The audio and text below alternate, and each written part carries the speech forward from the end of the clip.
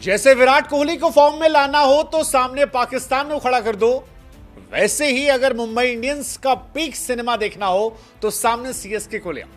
और यही वजह है कि मुंबई इंडियंस अब बैक, सिर्फ बैक नहीं बल्कि बैक विद बैंग, क्योंकि मुंबई इंडियंस ने कंप्लीट डोमिनेंस दिखाते हुए सीएसके को एक तरफा मुकाबलों में न सिर्फ हराया बल्कि आईपीएल 2025 की बाकी टीमों को मैसेज दिया, क्रिकेट के राजा अब लीग में वापस आ चुके हैं। 177 रनों को मजाक बनाकर मुंबई इंडियंस ने 15 ओवर 4 गेंदों में चेस कर लिया। मुंबई ने चेन्नई को 9 विकेट से हराया। कमाल की बात यह थी कि मुंबई और चेन्नई की राइवलरी के बीच में कई सारे सीएसके फैंस भी रोहित शर्मा के छक्कों पर जश्न मना रहे थे।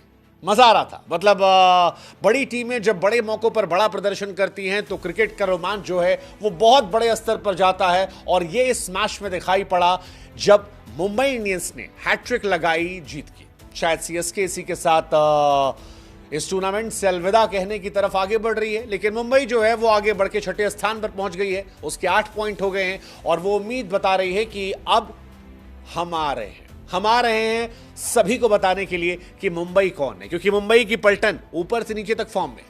रोहित शर्मा सूर्या ने जिस तरह से बल्लेबाजी की वो किसी भी टीम की गेंदबाजी को डराने वाली है, क्योंकि सीएसके ने 176 बनाए थे और 176 ठीक ठाक स्कोर थे, लेकिन मुंबई इंडियंस ने 15 ओवर 4 गेंद में 170 रन सिर्फ 1 विकेट के नुकसान पर बना लिया। रोहित शर्मा ने जो करके दिखाया वो हैरान करने वाला था। और सूर्या बाबू यार T20 में तो कमाल है। मतलब धोनी साहब को वहां हिट किया है जहां सबसे ज्यादा दर्द होगा।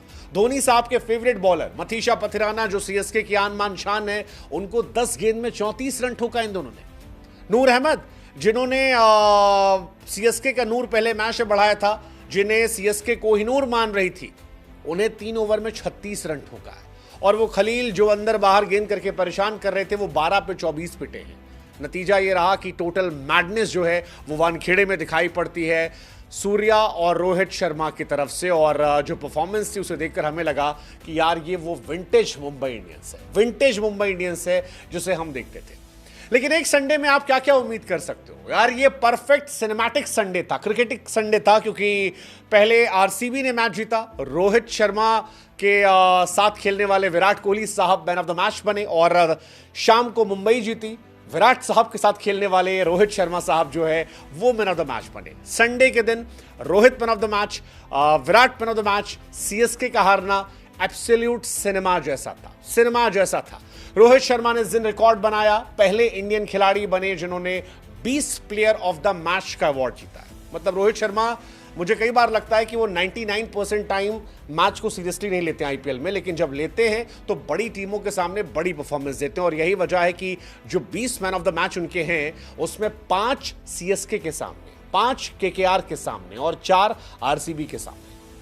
बड़ी बात है भाई साहब। आज ही विराट साहब उनके बराबर पहुंचे थे और आज के दिन ही रोहित ने उनसे आगे एक फैसला बढ़ा लिया। विराट साहब ने रिकॉर्ड उधर बनाए थे कई सारे, इधर रोहित साहब ने बनाया। कमाल है यार। Most man of the match अगर इंडियन खिलाड़ियों में बात करोगे तो 20 रोहित है, 19 विराट है, 18 एमएस है, जो बताता है कि ये 3 कितने बड़े प्लेयर हैं। और यही बात हार्दिक भी कह रहे थे कि भाई साहब रोहित शर्मा की फॉर्म की टेंशन किसे है, जब वो फॉर्म आते हैं तो फिर ऑपोजिशन जो है वो गेम से बाहर हो जाती है।